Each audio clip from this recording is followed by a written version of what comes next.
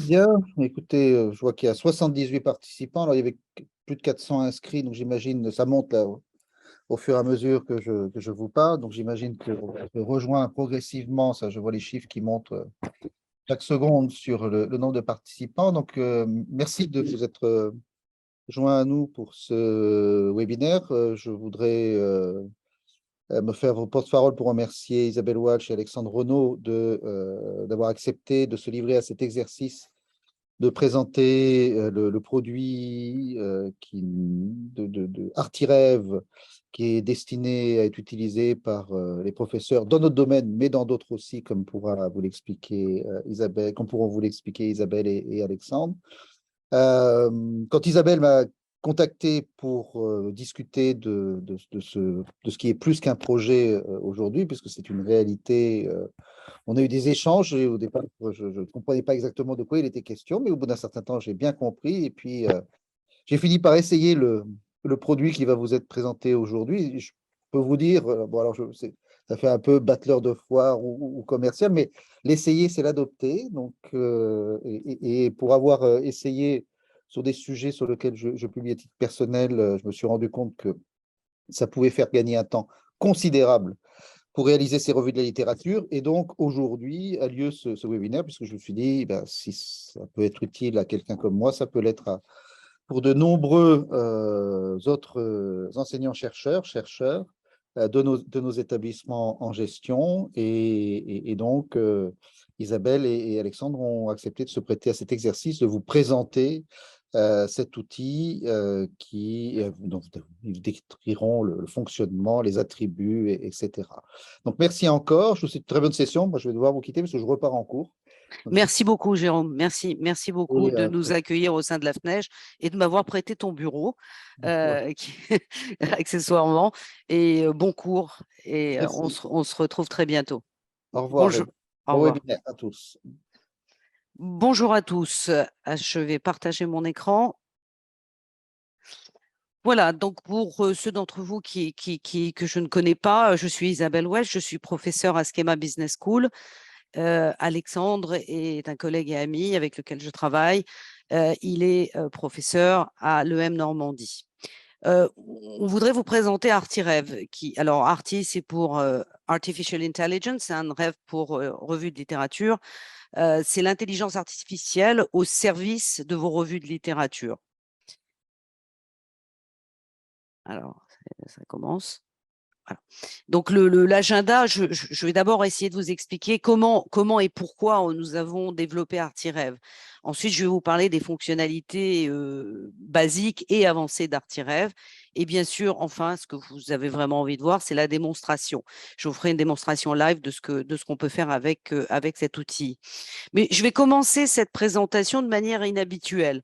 Pas forcément inhabituelle pour des chercheurs, comme vous l'êtes, comme je le suis, mais quand on présente un logiciel, en général, on a des gens en face de nous qui sont en train de nous vanter tout ce que leur logiciel peut faire.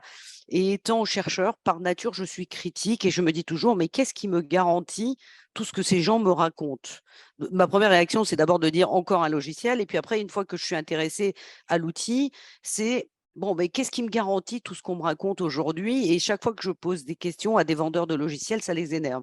Donc, moi, je prends le contre-pied complètement dans cette affaire et je vais commencer cette présentation de manière complètement différente pour vous préciser que ce logiciel repose sur un programme de près de 10 ans, plus de 10 ans de recherche. OK. Alors, l'article le plus récent en fait, qui vient d'être accepté, il a été accepté hier soir dans Système d'information et management, qui est la première revue française de notre champ, vous résume notre aventure de ces 2 dernières années seulement. On parle un petit peu de ce qui s'est passé avant, mais résume l'aventure de ces 2 dernières années plus spécifiquement, sur laquelle je reviendrai un peu plus tard dans la présentation. Et il y a un autre article qui peut être important, c'est celui que j'ai co-signé avec Alexandre en 2017, mais aussi tous les articles que nous avons publiés, que toute notre équipe a publiés depuis 10 ans. Qui ont servi de base à ce que nous faisons aujourd'hui. Donc, c'est vraiment d'abord un programme de recherche qui a mené à un logiciel. Le logiciel étant la conclusion ou une des conclusions du programme de recherche. Je vais quand même vous défiler très brièvement notre histoire qui a commencé en 2010 par la thèse d'Alexandre que j'encadrais et avec lequel nous avons découvert ensemble la bibliométrie, qui est une science très, très récente, puisqu'elle date du milieu du XXe siècle, avec des auteurs comme Garfield qui ont fait naître cette science. Et Alexandre, à l'époque, avait tout fait manuellement, le nettoyage de ses données, tout, et il n'avait utilisé qu'une seule des méthodes bibliométriques. Et ça nous avait chatouillé tous les deux, et nous avions commencé à travailler. Et puis, à partir de 2013, nous avons pris notre envol chacun de notre côté, nous avons travaillé chacun de notre côté. Et moi, j'ai consacré mon temps à essayer d'algorithmer ce qu'on faisait manuellement. Mais malheureusement, j'étais la seule utilisatrice avec mes doctorants que j'aidais à l'époque dans leur revue de littérature. J'avais développé tous les blocs logiciels, mais ce n'était pas automatisé. À l'intérieur de chaque bloc, c'était automatisé, mais il n'était pas interrelié. Et ce qui s'est passé, c'est un week-end, le week-end du 20 mars 2020. Alors, j'ai publié tout au long de ces années, bien sûr, ce que je faisais. Chaque morceau a été validé, chaque morceau qui mène au logiciel. Et en mars 2020, le 20 mars 2020, j'étais contactée par 6 personnes en même temps, le même week-end, et de manière indépendante. C'était le début du Covid, si vous vous souvenez, fin mars 2020. Nous commencions tous à comprendre ce qui était en train de se passer et à commencer à paniquer. Et les différentes personnes qui m'ont contacté m'ont dit, écoute Isabelle, si tu ne mets pas tes algorithmes à la disposition des médecins qui travaillent sur le Covid, ce serait criminel. J'ai dit, pas de souci, moi, avec plaisir. J'ai appliqué mes algorithmes au Covid et j'ai communiqué les résultats au responsable de la veille médicale dans l'Est de la France, qui est le professeur Meyer, qui s'est montré très intéressé. Mais sa première question a été, est-ce que c'est automatisé? Ben non, c'était pas chaque bloc logiciel était fini, mais tout n'était pas interrelié, tout n'était pas automatisé. Donc, un ensemble de chercheurs s'est joint à moi en courant 2020 pour finir d'automatiser cette plateforme et les mettre à la disposition gratuitement des médecins qui travaillaient sur le Covid. Nous avons créé une association, BIBREV, en novembre 2020. Et à partir du 1er janvier 2021, la plateforme Artirev a été mise gratuitement à la disposition des médecins qui travaillaient sur le Covid. Mais nous nous sommes rendus compte que beaucoup de monde était intéressé à cette plateforme et beaucoup de gens voulaient y avoir accès. Donc, Scanlit, alors nous serions restés en association. Ma vocation première était de rester en association, excepté que la région, notre gouvernement et un certain nombre de official bodies nous ont dit oui, on est prêt à vous soutenir, mais il faut que vous créiez une start-up. Donc, nous avons créé la start-up Scanlit il y a seulement quelques mois. Et l'association perdure toujours. L'association BIBREV sert toujours les médecins qui travaillent sur le Covid. Malheureusement, ce n'est pas encore terminé. Et il y a des médecins qui font partie de notre comité scientifique dans BIBREV et qui la laisseront perdurer tant qu'elle est utile. Par contre, Scanlit a pris la relève pour commercialiser le logiciel Artirev à tous les utilisateurs qui souhaitent l'utiliser. Et nous allons, pour courant 2023, transformer cette application qui tourne en local sur vos ordinateurs. Il y aura des options pour la transformer complètement en web application. Et il y aura 2 interfaces, EasyScan qui sera plus pour les étudiants et les novices en bibliométrie, et DeepScan pour ceux qui ont envie d'aller un peu plus loin. Donc voilà, ça c'est notre petite histoire. Et c'est tout un programme qui remonte à plus de 12 ans maintenant. Alors, je me suis dit, on va prendre un sujet qui est d'actualité pour tous pour illustrer notre propos. Et je propose de prendre technostress. Alors, si on tape technostress sur Google, on a 214 000 résultats. Si on tape le même mot dans Google Scholar, on obtient 15 500 résultats. On ne sait toujours pas quoi en faire. Et en général, nos élèves, peut-être pas nous, mais nos élèves prennent la première page et puis disent qu'ils ont fait leur revue de littérature. Nos élèves de master, je parle. Enfin, bien sûr, un certain nombre d'entre nous, nous appartenons à des institutions qui sont abonnées à des bases de données payantes comme Scopus ici. Et là encore, nous allons obtenir plusieurs centaines de textes. Qu'est-ce qu'on peut faire de ces textes? Quels sont les textes qu'on doit lire en priorité? Comment est-ce qu'on peut les hiérarchiser, les classifier, les organiser de telle manière à faire une revue de littérature cohérente et complète sur le sujet? C'est la question à laquelle on a essayé de répondre. Alors, pourquoi Artirev? Alors, clairement, on est tous conscients qu'on est en surcharge informationnelle scientifique parce que le nombre de publications de recherche augmente de manière exponentielle au quotidien.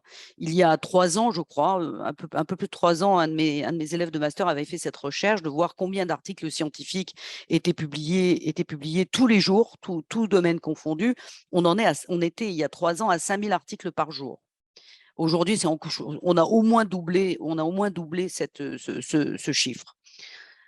Donc, comment faire face à cette surcharge d'informations scientifiques? Alors, on doit tenir nos connaissances à jour, on doit être à la pointe de nos champs de recherche, et il est extrêmement difficile de se maintenir à jour de toutes ces connaissances.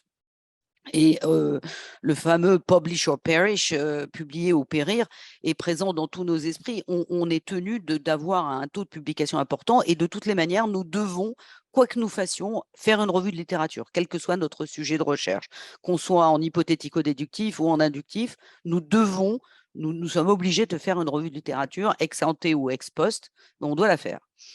Bon, alors bien sûr, ces 10 dernières années, on va dire un peu plus que les 10 dernières années, ces 10-15 dernières années, il y a des outils de plus en plus qui ont été développés pour nous aider, nous autres chercheurs. J'en parle dans l'article que j'ai publié avec France cette année sur cette ambivalence qu'on a quand on fait une revue de littérature aujourd'hui. Dans la plupart des cas, si on n'a pas d'outils pour nous aider, il faut faire un choix entre la profondeur de notre interprétation de la littérature et l'étendue de notre revue de littérature. Avec le type d'outils dont on va parler là, ici, aujourd'hui, on peut sans doute combiner les deux.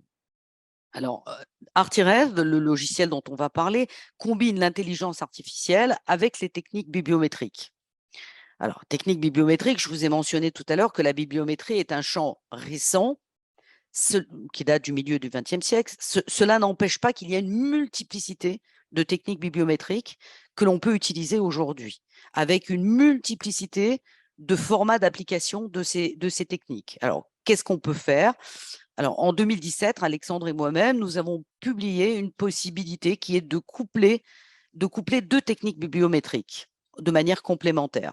Alors, nos objectifs de chercheurs, quand on fait une revue de littérature, c'est d'identifier rapidement quelles sont les références clés du champ et quelles sont les thématiques de recherche actuelles de ce champ, quand nous investissons un nouveau champ. L'analyse de co-citation de référence et le couplage bibliographique de documents, quand ils sont appliqués de manière complémentaire, fournissent un moyen très intéressant d'aider à faire une revue de littérature. Si on les combine correctement, ces techniques peuvent réellement nous accompagner efficacement. Et pour ceux qui souhaitent en savoir plus, je vous renvoie à l'article que nous avons écrit, Alexandre et moi-même, en 2017. Alors, très bien, si on a les techniques qu'on veut appliquer, si on a des logiciels, parce qu'il y a des logiciels qui naissent au quotidien, pourquoi encore un autre logiciel? Eh bien, nous avons découvert que les logiciels existants qui pouvaient permettre à faire appliquer ce que nous souhaitions appliquer étaient complètement polyvalents et étaient développés par des experts en bibliométrie pour des experts en bibliométrie. Or, moi, personnellement, j'étais confrontée au quotidien avec des étudiants, que ce soit des étudiants de doctorat, des HDR ou des étudiants de master, sur le fait qu'ils n'avaient pas envie de se former en bibliométrie. Ils voulaient appuyer sur le bouton et obtenir les résultats. Donc, voilà, on en était là. Maintenant, comment est-ce qu'on sait que les logiciels qui existent ne pouvaient pas convenir à ce qu'on voulait faire? Dans ce dernier article qui vient d'être accepté, nous avions défini un workflow que nous souhaitions appliquer, qui est la première ligne de ce tableau. Et nous avons regardé tous les textes publiés en management et en médecine. Bon, c'est nos 2 domaines de prédilection à ce jour, management et médecine. Donc, nous avons regardé tous les textes publiés dans toutes les revues de la liste ABS FNEJ évidemment, qui ont fait des études bibliométriques et qui ont utilisé ces deux techniques bibliométriques qui nous intéressaient. Nous avons regardé ce que ces articles utilisaient comme logiciel. Nous avons identifié 11 logiciels ici, sur la colonne de gauche. Vous avez les 11 logiciels. Et quand on regarde est-ce qu'il y a besoin de formation, tous ces logiciels nécessitent une formation approfondie en bibliométrie, tous. La plus grande partie d'entre eux nécessitent également une formation approfondie dans d'autres domaines, comme les statistiques, comme la théorie des graphes, etc. Il y avait seul un logiciel, BuzzViewer, qui est le dernier de la liste, paraissait pouvoir remplir ce qu'on voulait faire. Je dis bien paraissait, parce que j'ai été moi-même, je me suis fait l'ambassadeur de BuzzViewer il y a 12 ou 13 ans. Je connais très bien les développeurs qui sont charmants en Hollande, mais nous n'avions pas du tout le même but. Eux ne cherchaient pas à faire des revues de littérature. BuzzViewer, c'est Visualization of Science, c'est la visualisation de la science. Donc, leur but, c'est de visualiser des énormes réseaux sur des cartes qui sont esthétiquement très belles. Notre but à nous, c'est d'aider les chercheurs à faire une revue de littérature et de leur permettre de canaliser toutes les informations qu'ils ont. Donc, on a quand même utilisé VoiceViewer, qui était celui qui semblait être le plus proche de ce qu'on voulait faire et qui est très user-friendly. Et nous en sommes servis comme d'un benchmark, dans notre travail. Alors, les verrous que nous avons identifiés dans tous les logiciels existants, y compris VoiceViewer, sont au nombre de 3. D'une part, un besoin de formation conséquent, à minima en bibliométrie, mais en général également dans d'autres domaines. Le deuxième verrou, c'est l'insuffisance du nettoyage des données. Et je ne saurais trop insister sur ce point parce que suite à l'article de 2017 que nous avons publié en 2017, certains de mes doctorants n'avaient pas réalisé l'importance de ce nettoyage des données. Et j'ai été catastrophée de voir certains d'entre eux commencer à publier sans nettoyer leurs données. Donc, vos résultats, si vous ne nettoyez pas vos données, les données bibliographiques que vous collectez dans les grandes métabases de données comme Web of Science, Scopus, que vous voulez, si vous ne les nettoyez pas, vos résultats au mieux sont biaisés et dans la plupart des cas sont faux. Et je vais vous montrer ce que cela veut dire dans une minute. Et le troisième verrou, c'était comment interpréter les résultats bibliométriques. Alors, une partie des logiciels existants fournissent des cartes, des cartographies qui sont magnifiques, excepté qu'elles sont très difficiles à comprendre et à analyser et à interpréter. Alors, voyons un peu les fonctionnalités d'Artirev. Qu'est-ce que ça fait, Artirev, Donc, la première chose que cela fait, c'est ça extrait les données automatiquement dans la base de données de Scopus par le biais d'une API. API, c'est une interface, et pour ceux qui ne sont pas technologie, c'est comme un tuyau qui relie deux logiciels, une base de données avec un logiciel, etc. C'est un tuyau virtuel, évidemment. La deuxième chose que le logiciel fait, c'est qu'il nettoie les données automatiquement, et complètement. Je vais vous montrer les résultats. Ensuite, nous traitons les données. On choisit automatiquement les seuils de citation. Si vous utilisez les paramètres par défaut du logiciel, vous obtiendrez des résultats cohérents et qui vous amèneront à une revue de littérature relativement rapidement. Bien sûr, pour les experts en bibliométrie, il y a des tas de fonctionnalités autres que les paramétrages par défaut que vous pourrez aussi utiliser.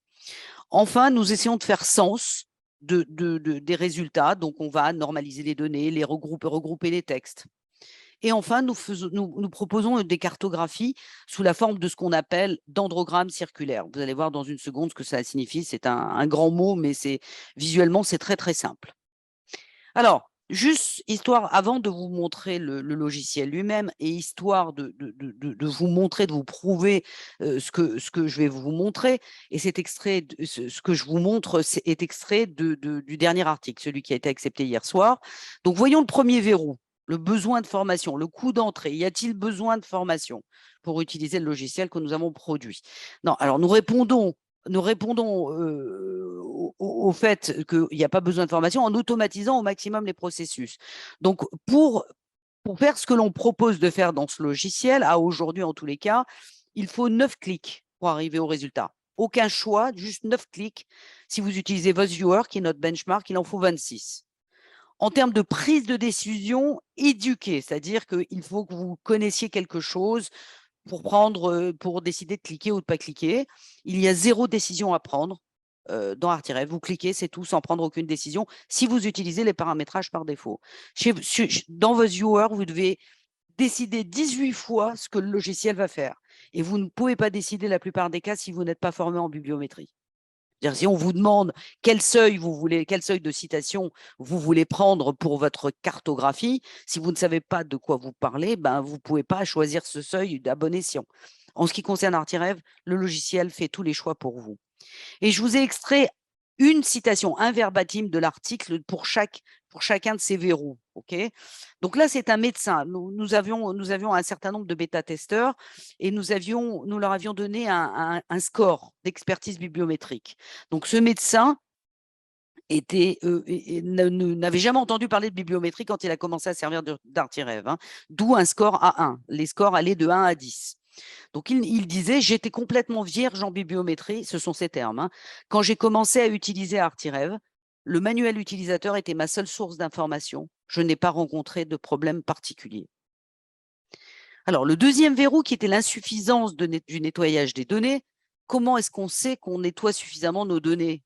Qui sommes-nous pour prétendre nettoyer suffisamment nos données? Ben, le problème principal que l'on a, notre unité d'analyse, ce sont les références citées dans les textes, ce qui est très rare. La plupart des logiciels utilisent les textes mêmes, font de l'analyse textuelle, etc. Nous utilisons les références citées par les textes qui nous intéressent.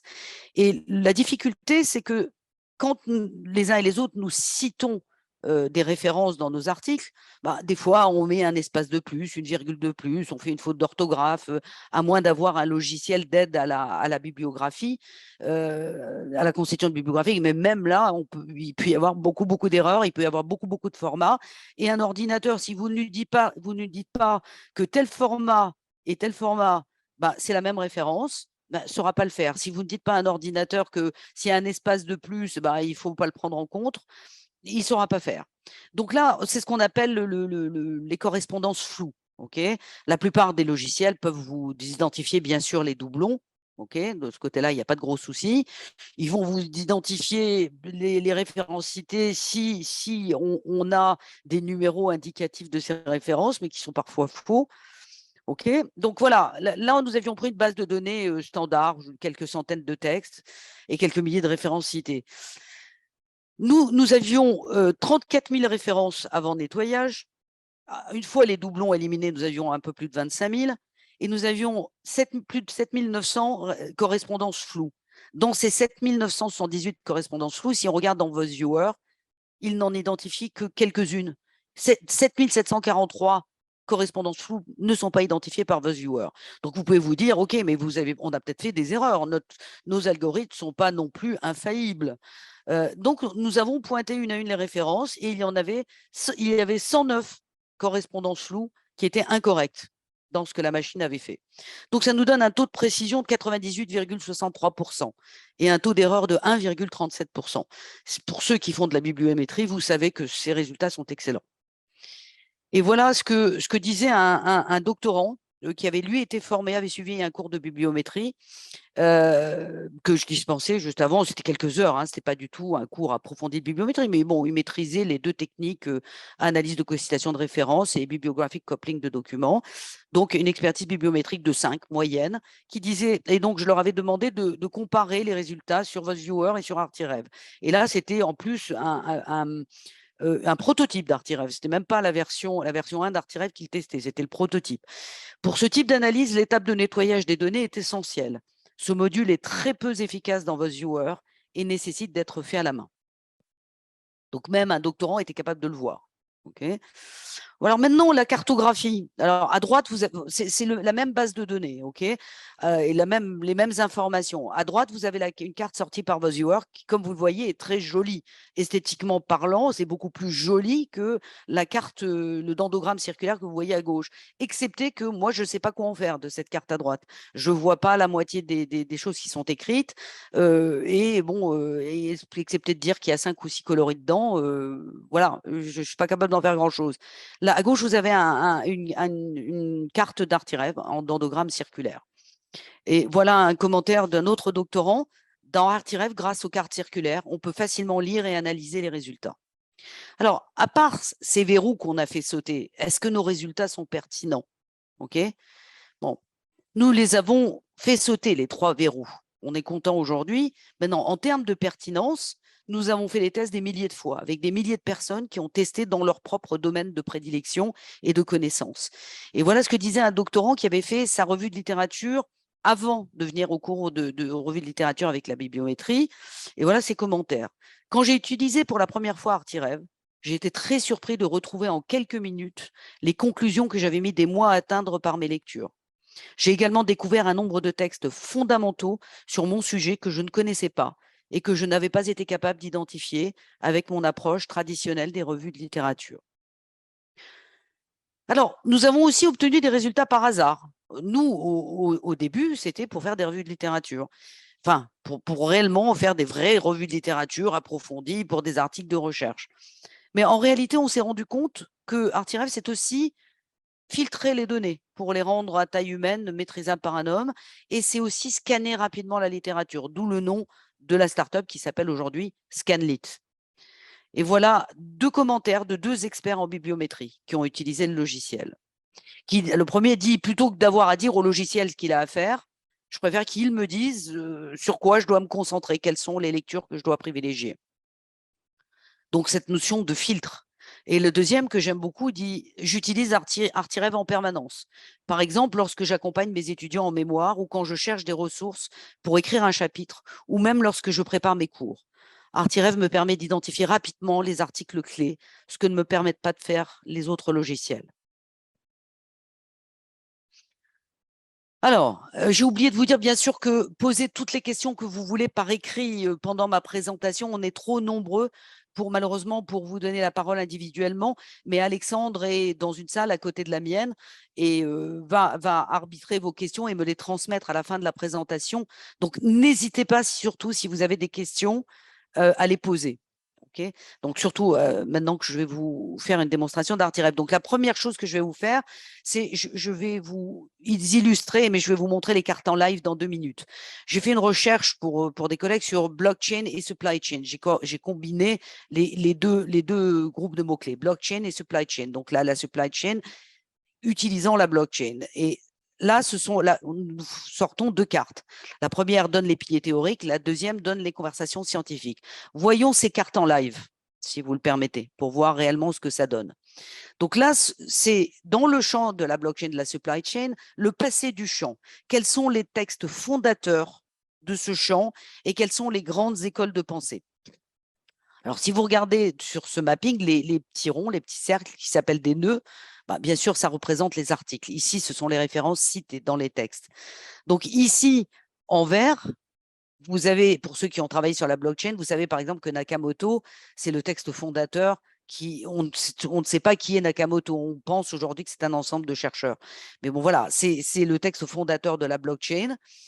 Et ici, dans la première école de pensée, c'est la littérature générale sur la blockchain. Okay, à droite, en rouge, vous avez toute la littérature sur la blockchain appliquée à la supply chain.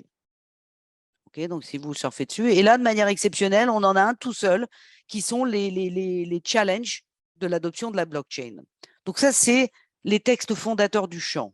Okay, et vous voyez que les plus gros sont les plus importants dans chaque cluster, hein, bien sûr. Le deuxième mapping, ce sont les grandes thématiques de recherche, les conversations actuelles du champ. Par défaut, le logiciel va vous extraire les textes publiés les 6 dernières années. Okay, et donc, dans ce mapping, on voit qu'il y a 1, 2, 3, 4, 5 grandes thématiques de recherche. Okay, donc, en rouge, si on surfe, il faut bien sûr surfer un petit peu dessus, hein, il faut trouver le dénominateur commun de tous ces textes. Donc, vous avez à droite, vous avez les abstracts, vous avez beaucoup de choses, beaucoup d'informations à droite quand vous cliquez sur le texte. Donc, le rouge, moi, c'est pas ma spécialité, hein. J'ai fait une revue de littérature sur la blockchain que j'ai publiée une fois une conf pour tester mes algorithmes. Bon, c'est vraiment pas ma spécialité. Moi, je l'ai identifié comme un cluster global sur la blockchain et la supply chain sustainable. OK. Vous m'excuserez, il y a certains mots que je ne trouve pas toujours en français. Alors, le cluster vert, c'est la blockchain dans les opérations de supply chain. OK. Le bleu, si vous surfez un petit peu dessus, c'est blockchain and food supply chain. OK. Le mauve, c'est blockchain and supply chain management, la gestion de la blockchain dans le supply chain. Et le turquoise, le cluster turquoise ici, c'est la blockchain et la supply chain agricole. Donc, vous voyez, c'est votre revue de littérature, elle est quand même bien préparée, bien préparée. Et donc, maintenant, ce que j'aimerais faire, c'est vous faire une démo live, parce qu'on peut vous montrer des choses magnifiques, mais voyons ce que ça signifie d'un point de vue concret. Si on avait pris l'exemple du technostress tout à l'heure, ok. Donc là, je vais me connecter directement sur Artirev, ok. Donc, si on tape technostress et on clique sur count, on a 105 documents. Ok, c'est un champ récent. Il se trouve que j'ai assisté à une HDR. Je faisais partie du jury de cette HDR il y a 15 jours ou 3 semaines et je trouvais le sujet intéressant. Donc, je me suis dit, tiens, je vais regarder, je vais faire la revue de littérature. Après, on va cliquer sur Search. Donc là, c'est le tuyau qui nous relie à Scopus et qui va chercher toutes les informations dans Scopus. Alors, il faut à peu près 1 minute, on va dire, 1 minute par 100 textes. Malheureusement, on ne peut pas diminuer ce temps pour le moment parce que les API de Scopus ne sont pas assez rapides. Ils sont en train de revoir leur infrastructure, mais bon, malheureusement, il faut télécharger les données. Donc voilà, on arrive ensuite dans le bloc nettoyage, cleaning, ok. Et attendez, il faut que je déplace des choses qui bloquent la vue. Et je clique sur process, ça va nettoyer les données automatiquement. Et en bas, vous voyez le nettoyage qui défile. Ok, ça prend également 1 minute approximativement. Donc vous n'avez qu'à cliquer.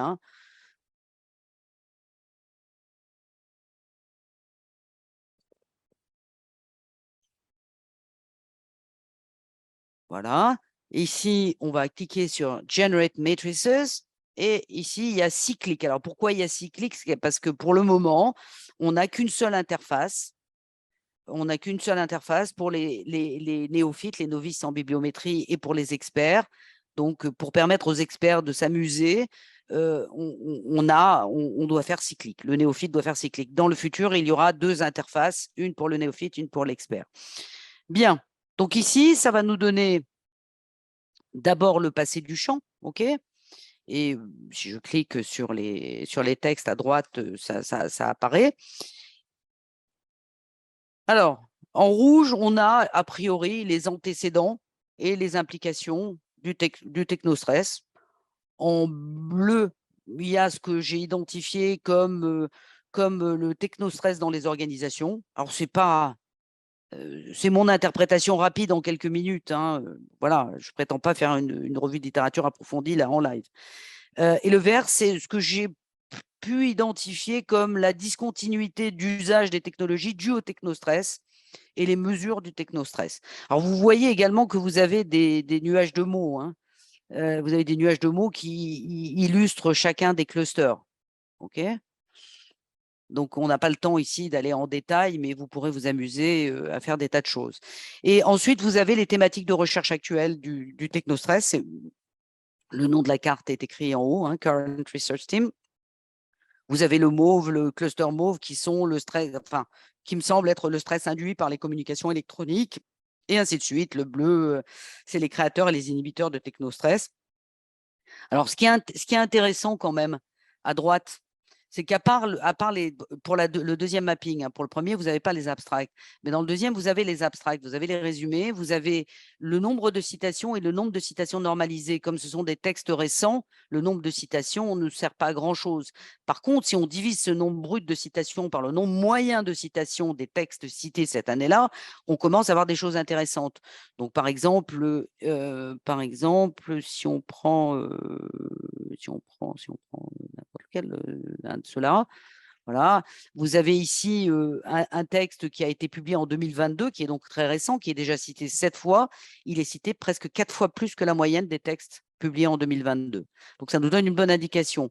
Ce que ça fait également, c'est que vous avez des liens. Ici, vous avez l'URL qui mène chez l'éditeur au texte. Ici, ça vous mène ce lien à la page Scopus avec l'abstract que vous avez déjà eu sur la page précédente, mais vous avez la possibilité, là vous ne l'avez pas, mais dans certains cas, on a les textes, quand ils sont disponibles, les textes complets qui permettent de les télécharger, etc. Donc, on va continuer à travailler là-dessus pour obtenir un maximum de textes in extenso et les relier aux abonnements de vos institutions, mais ce n'est pas encore fait. Voilà. Donc, je repars sur ma présentation maintenant, mais je suis sûre que vous avez des tas de questions. On reprendra à la suite. Voilà. Donc, aujourd'hui, qu'est-ce que ça vous amène, ce logiciel? Alors, pour votre recherche, c'est clair, ça vous facilite grandement la réalisation de revues systématiques de littérature. Ça accélère la rédaction et la publication de vos articles. dans le temps, pour faire une revue de littérature, il fallait passer à minima 1 mois, 2 mois, 3 mois pour faire une revue de littérature à peu près correcte. Même si vous êtes théoriste enraciné comme moi et que vous allez d'abord sur le terrain et qu'après vous vous préoccupez de la littérature, il faut quand même sortir une revue de littérature d'aplomb et costaud pour positionner votre recherche, même si elle est inductive. Ça vous permet d'actualiser vos connaissances sur des sujets qui vous intéressent ou qui peuvent être votre spécialité aussi, ces sujets. Alors, pour votre enseignement, clairement, d'un point de vue pédagogique, c'est une grande source d'enrichissement parce qu'on a tous des cours qu'on fait depuis des années, etc., qu'on doit mettre à jour. Comment les mettre à jour? Est-ce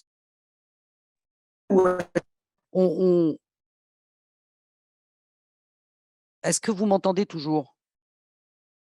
C'est bon, Isabelle, on t'entend. Ah bon, parce que j'ai un message d'alerte. Bon. Donc, en ce qui concerne du contenu de vos enseignements, ce que j'étais en train de vous dire, c'est qu'on a tous des cours qu'on fait depuis des années, etc. Mais chaque année, il faut les remettre un petit peu au goût du jour, plutôt d'aller chercher les derniers bouquins qui ont été écrits. Pourquoi ne pas aller chercher des derniers articles scientifiques qui paraissent beaucoup plus riches? Chose non négligeable, nous avons tous eu beaucoup de mémoires et de thèses à encadrer, parfois sur des sujets qui ne sont pas toujours pile poil dans nos centres d'intérêt, on va dire, ou réellement dans nos centres d'intérêt. Ça facilite grandement pour vérifier que nos élèves font leur revue de littérature de manière suffisamment approfondie et complète. Pour vos étudiants maintenant, c'est clair que ça leur permet d'optimiser le temps consacré à leur mémoire et à leur thèse. Ça les aide à rédiger leur revue de littérature et ça les aide dans cette recherche documentaire pour tous leurs sujets d'études. En résumé, on s'est dit que Artirev, c'est un assistant de recherche virtuel assez sympa qui nous aide à faire nos revues de littérature et qui nous soutient dans ce process. Alors, c'est un logiciel en évolution constante, puisque je vous ai parlé en début de présentation de passage en full web, EasyScan et DeepScan.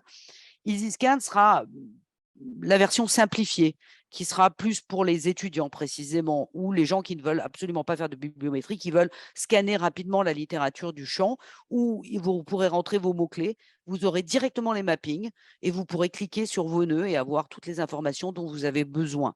Cette version, à terme, nous espérons qu'elle sera disponible qu'elle pourra être utilisée sur iPhone aussi, et sur smartphone, sur tous les smartphones et sur les tablettes, et pas seulement sur les ordinateurs. DeepScan sera la version web, full web d'Artirev, avec une interface un peu plus sympathique, parce que pour le moment, l'interface est une interface de chercheur. On aura une interface un petit peu plus sympathique et permettra de faire au moins autant qu'aujourd'hui. Voilà. Si Artirev vous intéresse, écoutez, faites du buzz auprès de vos deans. La FNEJ a eu la gentillesse d'organiser pour nous un autre webinaire destiné aux deans et aux associés de deans le 13 octobre. Et si vous le souhaitez, Alexandre vous collera le lien d'inscription pour les deans. Ça, c'est la première chose. Et j'aimerais vous demander, ça nous ferait très, très plaisir si vous pouviez prendre 1 minute 46, c'est le temps moyen qu'il faut pour y répondre. On aimerait vous poser 5 questions. C'est notre prochain article de recherche sur le sujet. On a un petit problème avec ça, c'est que je n'ai pas accès au chat, donc je ne peux pas envoyer le lien. Mais je vais l'envoyer moi-même si nécessaire. Il faut l'envoyer par email, en fait. On fera ça après la session, du coup. D'accord, si tu veux. Non, mais parce qu'on n'a pas accès au chat. Voilà. D'accord.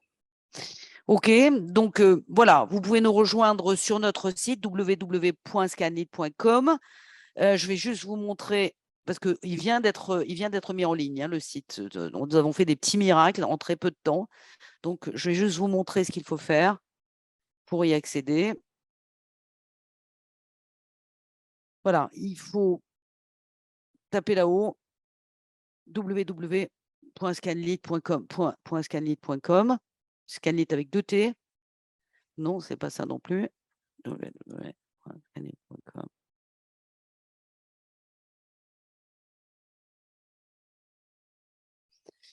Voilà, vous arrivez sur le site ici. OK, et donc là, ce qui peut vous intéresser, il y a un petit film qui résume les différents usages. Si vous êtes prof, si vous êtes étudiant, si vous êtes médecin, bon, vous n'êtes pas médecin a priori, et si vous êtes une institution. Donc, vous avez 4 petits films, vous n'avez qu'à cliquer dessus et vous avez chaque type d'usage qui est défilé. Ensuite, si vous voulez tester Artirev, il y aura un autre bouton, mais pour le moment, si j'ai bien suivi, c'est à la fin. Voilà, essayez. Vous cliquez là et vous êtes renvoyé sur un questionnaire et vous pourrez télécharger la dernière version en ligne d'Artirev et surtout regardez bien le manuel utilisateur, s'il vous plaît, parce que sinon vous aurez des tas de questions. Même si votre institution de rattachement n'est pas abonnée à Scopus, vous pouvez le tester gratuitement pendant 8 jours. Il n'y a pas de souci. Donc, vous devez remplir le questionnaire, obtenir votre identifiant mot de passe et vous pourrez, suivre bien toutes les instructions et vous pourrez tester gratuitement le logiciel. Voilà. Donc, on va voir déjà si certains d'entre vous ont posé certaines questions. Alexandre, tu veux nous résumer les questions? Oui, alors, tout d'abord, on va parler il y a plusieurs questions, notamment sur le fonctionnement, sur les prix, etc. On va peut-être d'abord parler du fonctionnement et puis ensuite on viendra sur toute la partie qui fâche, les prix. La première question, c'est comment on fait qui revient de Bernard Bizimana, Fabienne Pérez, etc. C'est une question récurrente, c'est les données sont-elles, peut-on télécharger des données avec d'autres bases que Scopus? OK. Alors, à aujourd'hui, nous sommes interfacés, le logiciel est interfacé avec Scopus. Nous sommes en pourparlers. Voilà. Donc, pour l'instant, nous ne pouvons équiper que les institutions qui sont abonnées à Scopus. Mais nous sommes en train de finaliser un accord avec Scopus pour avoir des abonnements low cost uniquement pour avoir accès aux données par l'API. La plupart, il y a certaines institutions de moindre taille, etc., qui ne peuvent pas investir dans Scopus parce que c'est trop coûteux. Mais par contre, sur un abonnement limité aux données téléchargées par API, qui serait beaucoup, beaucoup moins coûteux, nous sommes en négociation là-dessus. Ils sont pas contre, hein, ils sont pour même, mais Elsevier est pour, mais pour le moment, ils se noient dans un verre d'eau. Il faut qu'ils créent un process compliqué pour faire ça. Donc, on attend qu'ils finissent de créer leur process pour permettre aux institutions non abonnées Scopus d'y avoir accès. Ça, c'est un. Deux, avant que vous me posiez la question, non, le Web of Science ne peut pas convenir aux algorithmes que nous avons utilisés parce qu'il modifie les données. Les données qui sont dans le Web of Science sont déjà modifiées. Elles sont modifiées avec les résultats de recherche de Garfield d'il y a plus de 60 ans.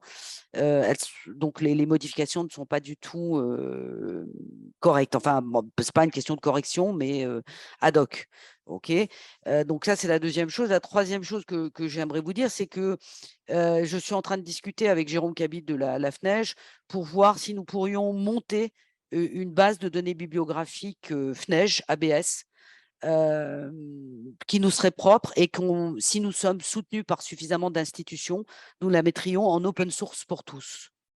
Donc, nous sommes en train de travailler là-dessus et j'espère pouvoir bientôt vous dire que nous avons notre propre base de données bibliographique qui sera à la disposition de tous. Voilà. Donc, on en est là aujourd'hui. Je voudrais juste ajouter ça a été demandé, donc d'autres bases de données, type dimension, etc. On a les mêmes problèmes qu'avec votre. Oui, on a regardé. Juste 2 secondes. Et il y a aussi une personne qui me demande si on peut importer les données depuis Zotero ou EndNote. C'est pas possible en fait. C'est pas les mêmes types de données. Les données qu'on utilise sont des données très précises. Notamment, il faut qu'on ait les références citées. Or, dans EndNote et Zotero, ce sont simplement les articles qui sont insérés et pas toutes les métadonnées. Donc, c'est pour ça qu'on a bien des bases de données très spécifiques. Et aujourd'hui, la seule avec laquelle on est compatible, c'est Scopus. OK. Pour le moment, c'est uniquement Scopus, mais bon, je vous dis, d'une part, on est en train de finir la négo avec Scopus pour que les institutions qui ne sont pas abonnées à Scopus puissent y avoir accès.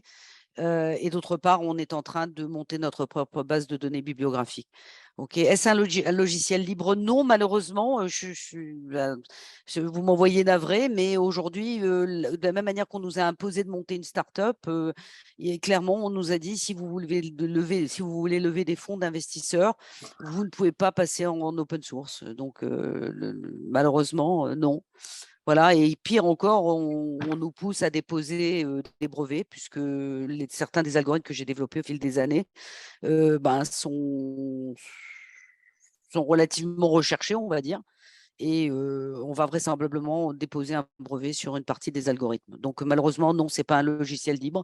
Ça va contre ma vocation de chercheur, mais bon, on n'a pas beaucoup de choix. C'est-à-dire aujourd'hui, si on veut financer nos recherches et financer ce logiciel, le développement de ce logiciel, on doit lever des fonds et c'est le coût que nous avons à payer. Le prix de Il y la a solution, on va y revenir. On va y revenir. Karine, Oui, il y a Karine Dominguez qui pose, que je salue, moi aussi. Bonjour Karine. qui pose la question de savoir si c'est intéressant de combiner le logiciel Artirev avec le logiciel VoiceViewer. Euh, et Alors, effectivement, ouais. deux autres questions qui recouvrent aussi une question qui est posée par un autre auditeur sur les critères des algorithmes, et l'autre personne nous demandait à quel niveau agissait l'intelligence artificielle dans le logiciel. Ok. Ok, ouais, je vais peut-être commencer à répondre à tout ça. Alors, combiner Artirev avec vos viewers. Alors, je ne vous ai pas tout montré. Je vous ai pas tout montré. Ici, dans les mappings, je vous ai montré les dendrogrammes radio circulaires parce que c'est ce que les gens aiment principalement. Mais vous avez les mêmes types de mapping qui sont dans d'autres logiciels. Okay, la raison pour laquelle vous pourriez combiner Artirev et VoiceViewer, c'est si vous voulez regrouper beaucoup de textes. Aujourd'hui, le logiciel est paramétré de telle manière que vous ayez une taille humaine sur le nombre de textes à analyser, entre 60 et 120 pour chacune des deux cartes. Si vous voulez mapper plus de 120 textes, vous pourriez combiner avec les cartes de vos viewers. Le seul intérêt de combiner ce que nous faisons avec vos viewers, c'est pour la cartographie de réseau très important. Voilà.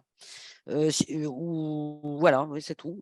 Mais vos viewers, aujourd'hui, si vous utilisez vos viewers, les résultats, si vous ne nettoyez pas les données, en particulier les références citées, les résultats sont faux. Je vous invite à lire cet article qui va sortir dans CIM où on est très clair sur ce qui se passe quand on ne nettoie pas ces données, les références citées. Aujourd'hui, dans le user manual de VoiceViewer, Ludo Waltman et Liz Vanek, qui sont les développeurs du logiciel, mettent en garde, si vous utilisez les références citées, qu'ils ne garantissent absolument pas les résultats, qu'il faut nettoyer vos données. OK, donc voilà, donc ça répond sur VoiceViewer. Alors, les algorithmes, je n'ai pas noté quelle était la question sur les algorithmes. J'ai noté juste La algorithme. question, c'était de savoir à quel niveau l'intelligence artificielle venait, c'est-à-dire sur les algorithmes de nettoyage et sur les algorithmes de Alors, choix. l'intelligence artificielle intervient si on affiche les choses. Alors, elle n'intervient pas forcément. Ici, je vous ai montré uniquement les paramètres par défaut. Alors, dans chaque bloc algorithmique, il y a des fonctionnalités avancées. Okay, moi, je suis enregistré en management, donc ça va me chercher par défaut les articles qui sont publiés en Business Management and Accounting and Economics. Okay, et ça va chercher par défaut uniquement les articles publiés dans des revues. Mais vous pouvez mettre non, ou dans auquel cas, ça va tout prendre. OK, et si on regarde le nombre vous voyez, ça monte à 634. OK, si on prend tous les domaines. Donc là, il y a pas d'intelligence artificielle particulière. Par contre, dans ce bloc-là, donc ici, c'est caché. OK, là, vous avez juste un thésaurus manuel parce que s'il reste une ou deux erreurs que la machine n'a pas trouvées, vous pouvez les corriger. Mais là, les algorithmes et l'intelligence artificielle sont cachés parce que c'est entre autres une des parties qu'on nous demande de breveter. Donc, malheureusement, je ne peux pas vous en dire plus que oui, l'intelligence artificielle intervient ici, dans ce bloc-là. OK, ça intervient ici aussi parce que vous avez tout un système de règles et d'instructions que la machine va suivre et sur lesquelles elle va jouer en fonction des résultats. Vous pouvez, vous aussi, changer ces paramètres. Par exemple, par défaut, l'ordinateur va vous chercher tous les textes qui sont publiés pour la deuxième carte, tous les textes publiés entre 2017 et 2023. Si vous dites, ah oui, non, mais non, moi, ça me suffit pas, moi, je veux à minima 10 ans. Donc, vous pouvez mettre 2013-2023 et ça va vous re-indexer de telle manière à ne pas en avoir moins que 60 ou plus que 120. Et vous pouvez décider de changer ça aussi. C'est-à-dire, vous pouvez dire, non, mais moi, je veux tous les textes, même ceux qui ne sont pas cités. Voilà, donc là, il y en a 97 entre 2013 et 2020. Ou vous pouvez dire, moi, je veux les textes qui sont au moins cités autant que la moyenne de tous les textes publiés la même année. Donc là, il n'y en a que 32, par exemple. Okay, donc vous pouvez faire beaucoup de choses. Et dans le sense making, alors là, je ne vais pas rentrer en détail dans les clustering. Vous avez tout un ensemble de choses sur lesquelles vous pouvez jouer. Mais il y a une option qui est facile à gérer, qui est ici. Par exemple, on était dans le techno-stress. Vous pouvez dire, je veux éliminer de mes nuages de mots le mot techno-stress, parce que ça ne me sert à rien. Je sais que c'est sur le techno-stress, mon truc. Donc, je vais lister les mots que je ne veux pas voir dans mes nuages de mots. OK, et puis, vous régénérez les cartes et ça vous éliminera Vous pouvez faire les recherches dans les titres. Alors, ici, c'est uniquement dans les titres, dans la première carte. Dans la deuxième carte, c'est soit dans les titres, les abstracts et les mots-clés, ou les trois. Donc, vous pouvez faire des nuages de mots avec tout un tas d'options différentes. Donc, il y a beaucoup de fonctionnalités avancées qui vous permettent de faire des tas de choses, mais il faut que vous vous amusiez avec. OK, donc là, vous pouvez vous enregistrer sur le site et jouer gratuitement avec, que votre institution soit abonnée ou pas. Surtout, marquez-le bien. Si vous n'êtes pas abonné à Scopus, marquez-le comme ça. On le sait, on vous recontactera dès que Scopus, nous avons réglé le problème avec Scopus et qu'ils ont fini par instaurer le process qu'ils veulent instaurer pour les institutions qui ne sont pas abonnées Scopus. OK, voilà. Il y avait une question. Donc, Madame Véronique Darmandray, pardon, qui a posé la question sur le fait que le logiciel soit libre, s'inquiétait du fait que si on utilise un logiciel qui est protégé, c'est difficile à publier. En réalité, l'intelligence artificielle, elle va surtout travailler sur la partie du nettoyage. En revanche, toutes les autres décisions qui sont prises, qui sont développées par le logiciel elle-même, si vous voulez, vous pouvez, comme vient de le montrer Isabelle, les contrecarrer. C'est-à-dire maîtriser l'ensemble des paramètres que vous voulez utiliser pour une revue de littérature approfondie. Ce qui fait que la question de la boîte noire du logiciel, en fait, ne se pose plus du moment où vous faites des décisions éduquées. En revanche, si vous êtes dans votre quotidien de chercheur et d'enseignant, vous n'avez pas besoin de savoir comment est câblé le logiciel pour utiliser les résultats. Il y avait une question qui est revenue plusieurs fois. Alors, par rapport à d'autres logiciels type Sitespace, Bibliometrix, mais également Connected Paper, je me souviens Isabelle, on a vu cette solution. Quelles sont les différences de Artirev avec ces solutions-là? Alors, d'une part, ça n'a rien à voir, excepté que ce sont des outils, là aussi, pour vous aider de manière différente dans vos travaux de chercheur. OK. Donc, en ce qui concerne les logiciels, vous avez mentionné un des logiciels que nous avons spécifiquement étudié. Attendez, je vous le réaffiche. Ici, nous avons étudié et comparé 11 logiciels. Je crois qu'un de ceux qui ont été cités était là-dedans. OK, donc là, ils sont tous, hein. Bibliométrique, SiteNet.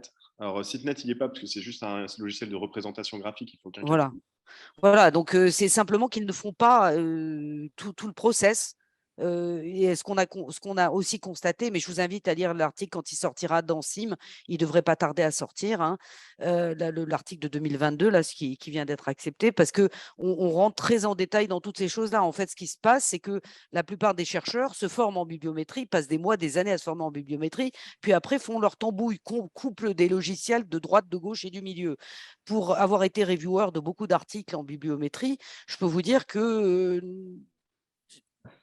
les résultats sont difficilement contrôlables et fiables, etc. Et qu'en tant que reviewer, on a tendance à poser beaucoup de questions parce que quand vous couplez des logiciels différents avec des formats différents et que vous essayez d'injecter des données qui sortent d'un logiciel dans un autre logiciel, vous allez vers des possibilités des erreurs grossières. Okay, donc, la plupart des gens, ce qu'ils font, à part en utilisant notre logiciel, parce qu'il commence quand même à être très utilisé, hein. En très peu de temps, on a atteint 500 utilisateurs, voilà, sans même faire de pub, en association, sans but lucratif, etc. Donc, il commence à être reconnu, mais si vous n'utilisez pas ce genre de solution, vous êtes condamné à nettoyer vos données séparément à la main, à minima. OK, à minima. le logiciel que nous avons trouvé qui était le plus user-friendly, c'était VosViewer, mais qui ne nettoie absolument pas les données et qui, en plus, il y avait un certain nombre de bugs. Hein.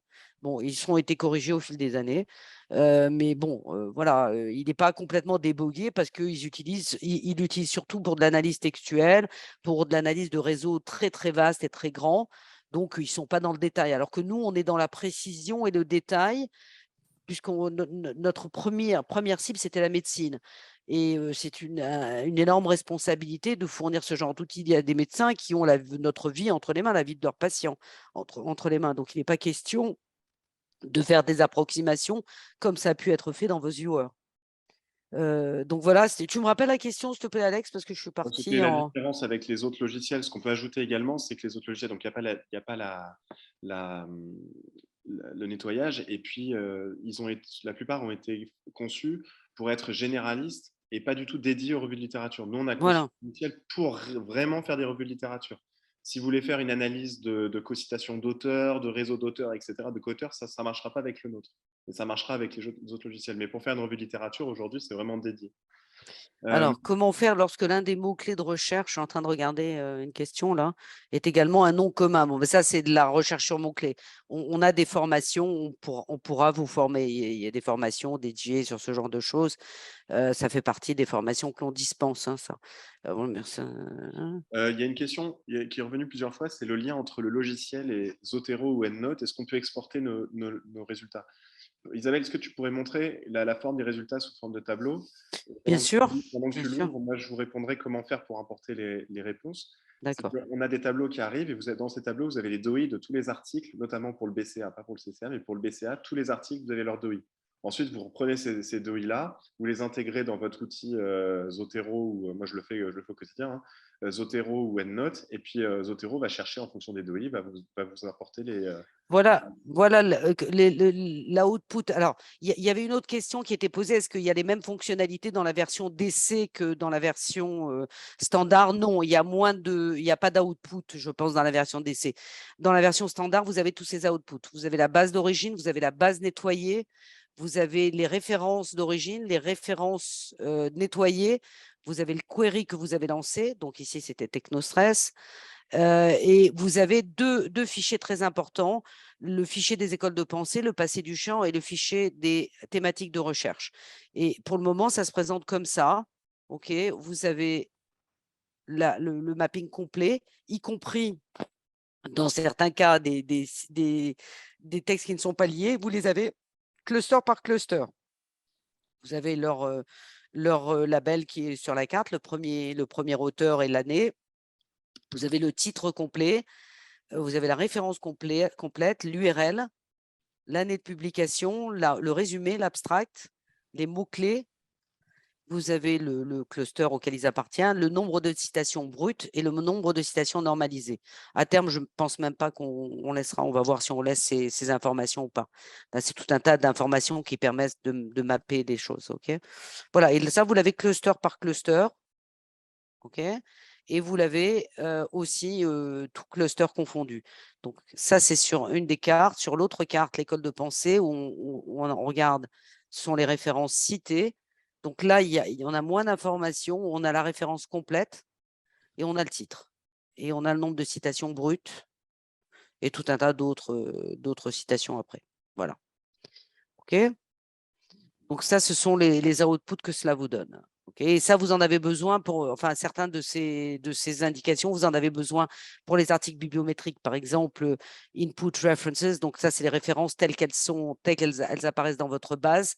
Dans les articles bibliométriques, en général, on vous demande combien vous aviez de références au départ. Donc ici, attendez, hop, il y avait une référence vide.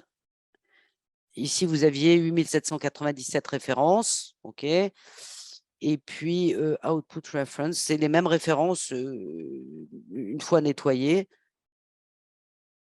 Ici. Voilà. Donc, il n'en reste plus que 6331. OK. C'est-à-dire que tous les doublons ont été enlevés, tous les fuzzy match, comment tu as traduit ça en français, Alex? Le Les matching correspondances floues, correspondance les floue. correspondances floues ont été éliminées. Donc, vous voyez, il y a un bon tiers des références, si ce n'est plus, qui sont éliminées et vous avez les références finales. Et ça, c'est typiquement le genre d'information qu'on va vous demander si vous voulez faire un vrai article bibliométrique. OK. Voyons voir s'il y a d'autres questions. Il y avait une question toujours sur les fonctionnalités de logiciel avant de passer. Attends, il y a un truc qu'on n'a pas répondu, la différence avec Connected Papers. Oui, Parce qu'on a trouvé Connected d'accord. Papers, c'est que vous cherchez d'abord un article fondateur du champ et vous cherchez tous les articles qui lui sont connectés et puis ça vous les regroupe, mais c'est pas du tout les mêmes techniques que ce qu'on fait, pas du tout. Connected Paper, c'est une analyse de citation en fait. Ils travaillent sur Voilà, les comment citations des uns et des autres. c'est Donc, une analyse de réseau, c'est ça comment fait un les réseau. gens citent les uns les autres, quoi, voilà. Donc le problème, c'est que vous n'avez pas, alors c'est intéressant, vous partez d'un papier, puis vous avez les papiers qui y sont connectés, mais il n'y a pas d'aide à l'analyse, il n'y a pas la clusterisation, ils ne travaillent pas non plus sur les connexions de co-citation ou de bibliographic coupling comme nous. En fait, c'est simplement des liens de citation, voilà, et puis vous naviguez entre ces liens-là. Donc les résultats sont pas très satisfaisants en réalité. Il y avait une question toujours de la fonctionnalité. Est-ce que le logiciel fait des recherches dans le corps de texte? Peut-on sauver les résultats? Ça, on l'a vu. Et pourquoi le logiciel est en anglais? Pourquoi le logiciel est en anglais? Il sera bilingue après, on l'a promis. Oui, on pourra faire une version française. Malheureusement, la langue de la recherche, il y a des recherches en français, mais la langue de la recherche internationale, c'est l'anglais. Donc, voilà, nous, pour le moment, on avait fait une interface en anglais. Et rappelez-vous qu'on était en association sans but lucratif, c'est-à-dire qu'on a travaillé sur notre temps libre sans être rémunéré pendant les week-ends, le soir, la nuit. Donc, une interface en anglais, c'était déjà pas mal. Donc là, on est en train de faire du bilingue, je vous promets, en français et en anglais, ça sera fait. Voilà. Je crois qu'on a fait à peu près toutes les questions fonctionnelles autour du logiciel et des questions pratiques. Donc, pour le moment, juste, il y a une question qui revient. Comment acheter le logiciel? Pour le moment, on ne vend qu'aux institutions. OK, donc si vous pensez que ça vous intéresse, bah, vous faites un peu de buzz au sein de votre institution, vous prévenez vos deans, vos associés de deans, c'est-à-dire pas seulement le DG qui, a priori, sera trop occupé pour venir, mais le dean faculté, le dean recherche, le dean faculté recherche, vos responsables de labo, et on leur enverra, enfin, il y a normalement une invitation FNEJ qui est partie et on pourra leur renvoyer. On va vous envoyer, en fait, à chacun d'entre vous, si vous voulez en parler au sein de votre institution. Attendez, là, je suis en train de repartager. Déjà, tu es sûr qu'on ne peut pas mettre… Peut-être que si j'envoie en réponse aux questions, peut-être. Oui, moi, je vais le mettre là-dedans, si tu permets. Answer live, je vais mettre ça là.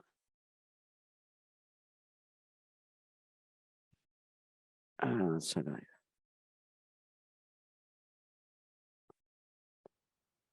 Il faut type answer. Où tu vois type answer? Fais done, appuie sur done. Type answer à côté. Voilà. Là, qu'est-ce que c'est que ce truc là? Là, maintenant, tu copies-colles.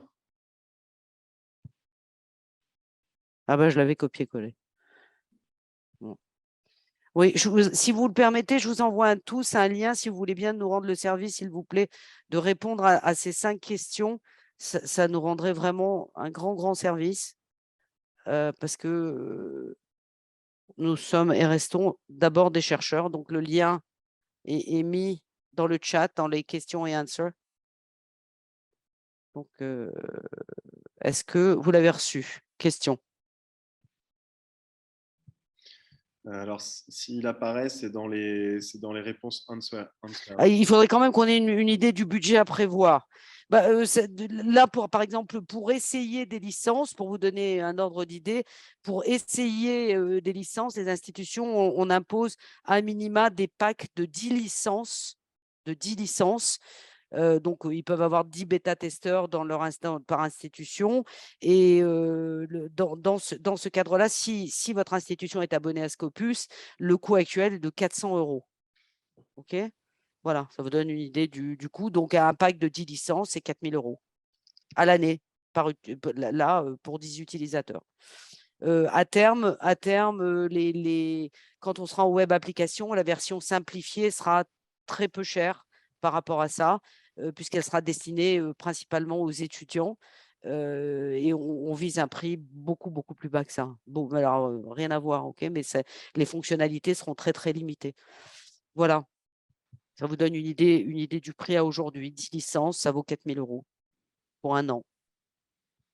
Ça fait 400 €, ça fait divisé par 12, ça fait du 35 € par mois, quelque chose comme ça, 30-35 € par mois. Voilà.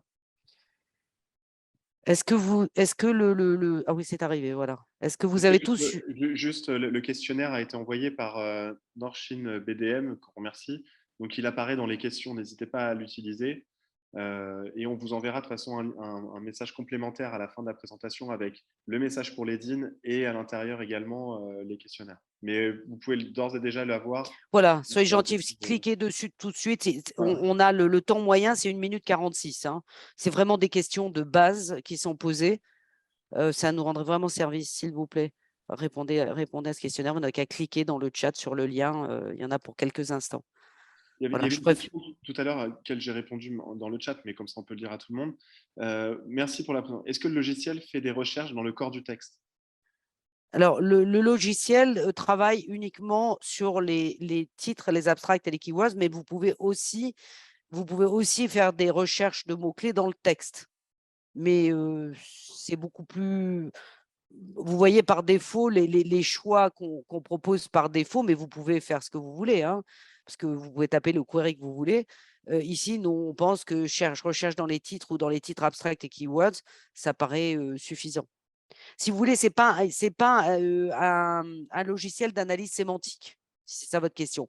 Beaucoup d'autres logiciels font de l'analyse sémantique, de l'analyse de texte. Nous faisons de l'analyse, nous cherchons, nous identifions les textes par le biais de mots-clés qui sont soit dans les titres, les abstracts et les mots-clés. Et ensuite, nous travaillons sur les références citées. Ce sont des techniques bibliométriques. Donc, ce n'est pas du tout de l'analyse sémantique. La seule analyse sémantique que l'on fait, c'est pour les nuages de mots sur lesquels on va travailler encore pour les améliorer, pour améliorer le sense making. Alors, quel est l'avantage? Donc ça, on a répondu. Pour compléter la réponse d'Isabelle, les données, en fait, on va les chercher dans ce qu'on appelle les métadonnées de l'article. C'est-à-dire que vous pouvez faire des recherches en fonction des journaux, faire des recherches en fonction des institutions, des auteurs, etc., etc. Mais dans le corps de texte, c'est plus compliqué. Donc, je suis en train de vous envoyer tous ceux qui envoient une question. Ah, il y a Patricia, une collègue de Schema. Bonjour Patricia. Je ne peux pas t'entendre, mais bonjour. Qui n'arrivait pas à avoir accès au questionnaire. J'envoie le questionnaire individuellement, du coup, à tous ceux qui mettent leurs questions. Voilà.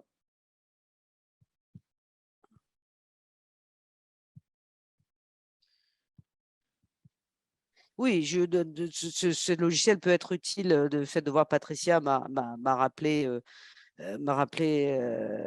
autre chose, c'est que ce logiciel peut être aussi extrêmement utile pour les gestionnaires de connaissances au sein d'un établissement. Quand des élèves viennent les voir pour leur demander des informations sur un sujet, etc., c'est quand même beaucoup plus simple de taper les mots-clés, d'identifier les articles, etc., qui s'y rapportent et les ouvrages. Voilà, parce que ici, on a dans la recherche avancée,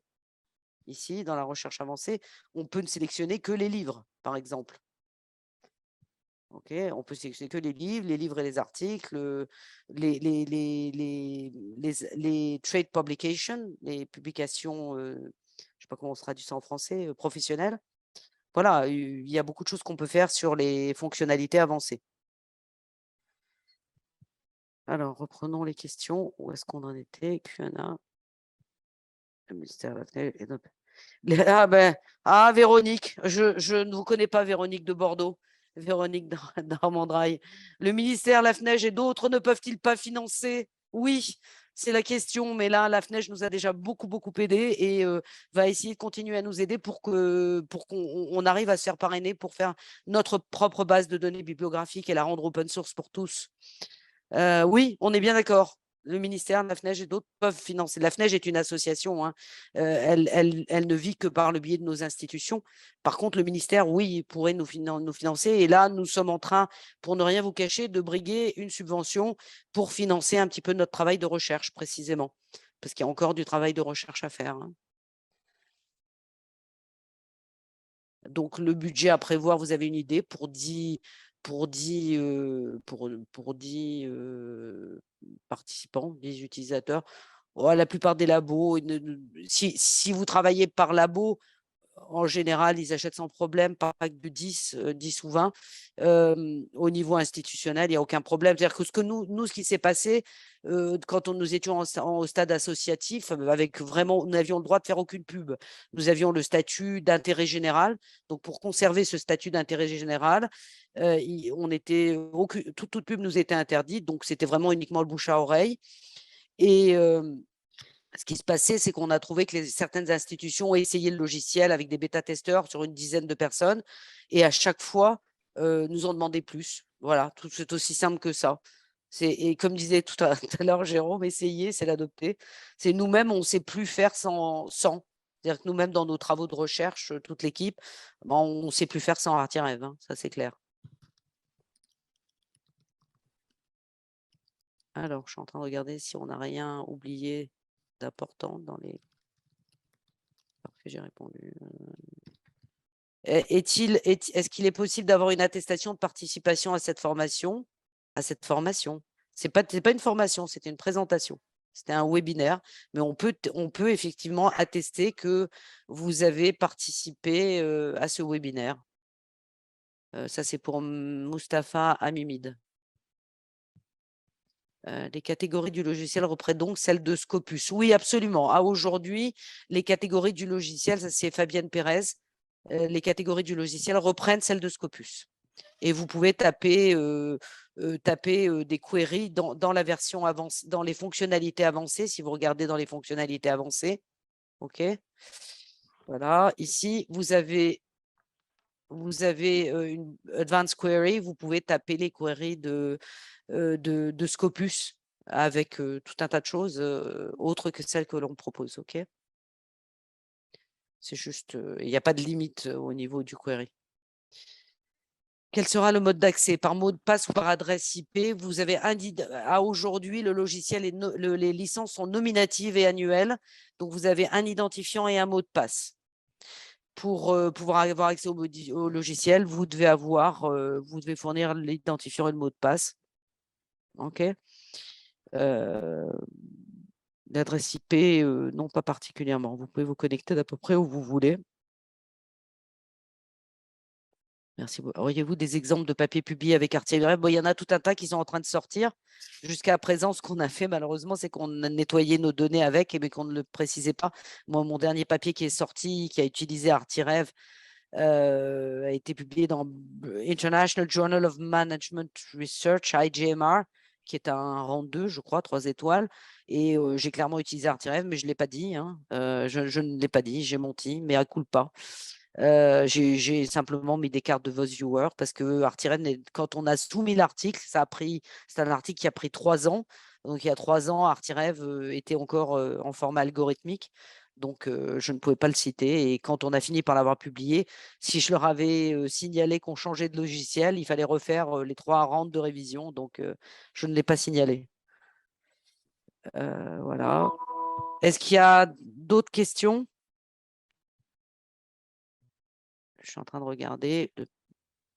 Non, il n'y a pas d'autres questions. Enfin, ça tourne toujours un petit peu autour des mêmes choses. Le questionnaire va vous être envoyé par email pour ceux qui n'ont pas pu y répondre. Si vous voulez y avoir accès maintenant, il suffit de mettre un petit commentaire dans les questions et moi je vous le mets en réponse. Pour un papier qui est publié on